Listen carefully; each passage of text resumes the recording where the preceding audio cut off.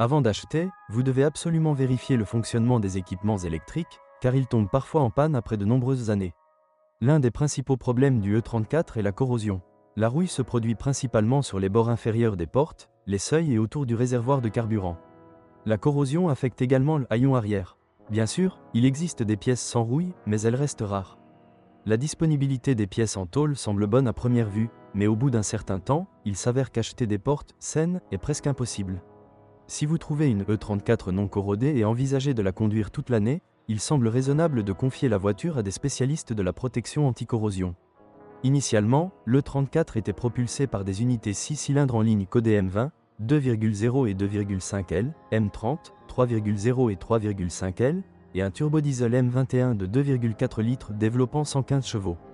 Généralement, ce sont de bons moteurs, bien que très sensibles aux défauts du système de refroidissement. Dans une telle situation, il est facile de faire sauter le joint de culasse ou de fissurer la culasse elle-même.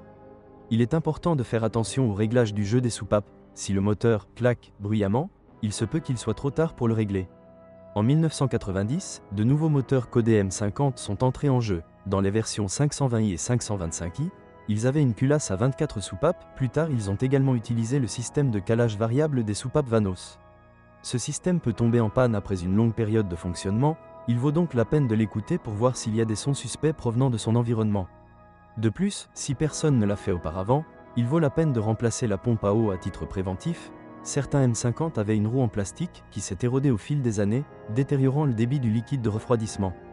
Parfois, les bobines d'allumage tombent en panne, une pour chaque cylindre, et après de nombreuses années, le moteur perd de l'huile. Les couvercles de soupape et les joints de vilebrequin sont ici essentiels.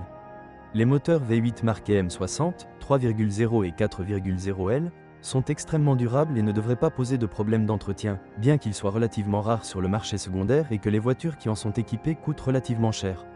Lorsqu'il était neuf, les moteurs diesel 524 TD et 525 TD TDS enchantaient par leur culture de travail et leur performance.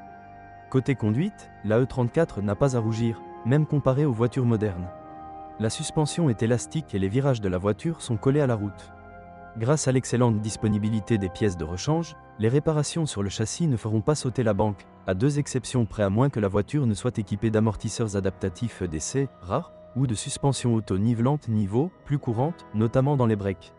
Ce dernier système est alimenté par le même fluide que la direction assistée et comporte des amortisseurs coûteux à remplacer, une soupape de commande et des billes de pression.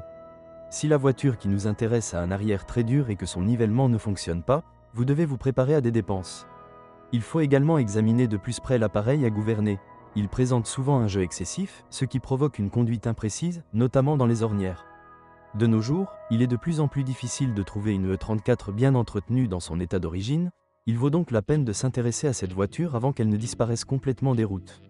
Une autre chose est que les bonnes voitures ne sont plus moins chères depuis longtemps. La troisième génération de la 5 fonctionnera non seulement comme voiture du dimanche, mais avec les soins appropriés, elle pourra également être utilisée au quotidien. Il n'y a pas d'assistant de conduite moderne ni de système d'infodivertissement complet à bord, mais sous certains aspects, comme le plaisir de conduire, il ne diffère pas des nouveaux modèles, y compris ceux du segment haut de gamme. Avantages: moteur R6 et V8 avec une excellente culture d'exploitation. Bonne propriété de conduite, bonne disponibilité des pièces de rechange. La E34 est une voiture créée pour le conducteur. Défauts: nombreux exemplaires après accident et extrêmement usés, sensibilité à la corrosion, prix élevé de certaines réparations, par exemple niveau.